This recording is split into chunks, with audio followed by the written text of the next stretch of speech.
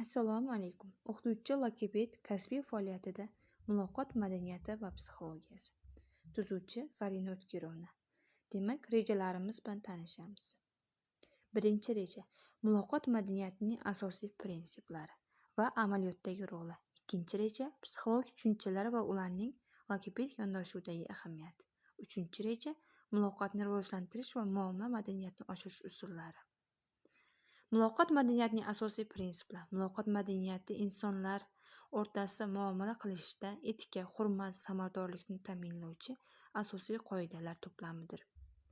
Bu madaniyatning asosiy prinsiplari quyidagilardan iborat: ochiqlik, ochiq va shaffof bo'lish, fikrlar, his-tuyg'ularni erkin ifoda etish imkoniyatini yaratadi. Hurmat, boshqalarni qadrlash, ularning fikr va qadriyatlariga hurmat va munosabatda bo'lish, samimiylik, halollik, ochiqlik, ishonch va samarali muloqotni mustahkamlash uchun muhimdir.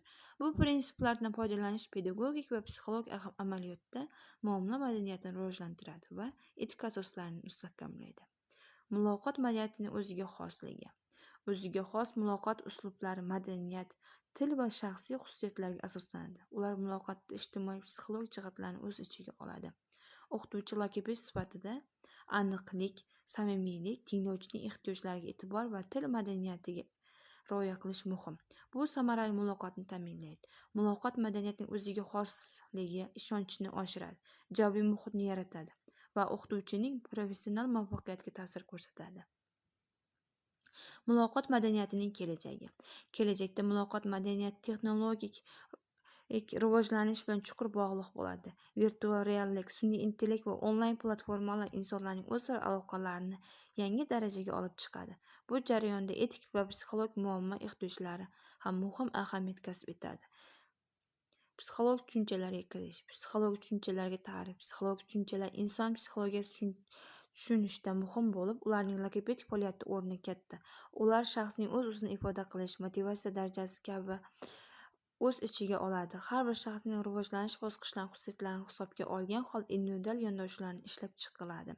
Bu tushuncha logopedik jarayonlarda muhim rol o'ynaydi. Psixolog nazariyalar va amaliyotda qo'llanishi. Psixolog asoslar logopediyada muhim.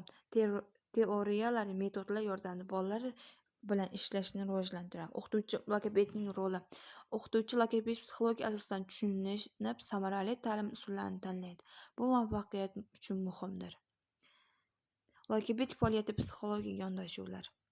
Psixologik yondashuvlar logopedik faoliyatda muhim ahamiyat kasb etadi, chunki ular shaxsiy emotsional holatlarni hisobga oladi. Misol uchun, o'z-o'zini anglash, ishonchni rivojlantirish muhimdir. Psixologik yondashuvlar bilan nutq rivojlanishini nazorat qilish, baholash mumkin. Bu individual samarali aralashuvlarni amalga oshirishga yordam beradi. Muomala madaniyatini oshirish. Muomala madaniyati insonlar orasida muloqotning uslubidir. U ish muhitida muhim. O'qituvchi logopedlar uchun muomala madaniyatini rivojlantirish zarurdir. Muloqot va madaniyat o'rtasida bog'liqlik insonlar o'rtasida muloqot jarayonida muhim rol o'ynaydi. Raqamli texnologiyalar muloqot madaniyatiga sezilarli ta'sir ko'rsatmoqda. Internet, mobil ilovalar, onlayn platformalar orqali insonlar o'rtasidagi muloqot yanada samarali, keng qamrovli bo'lmoqda. Muloqot madaniyatini o'rganish amaliy usullari. Muloqot madaniyati o'rganishda amaliy usullar muhim.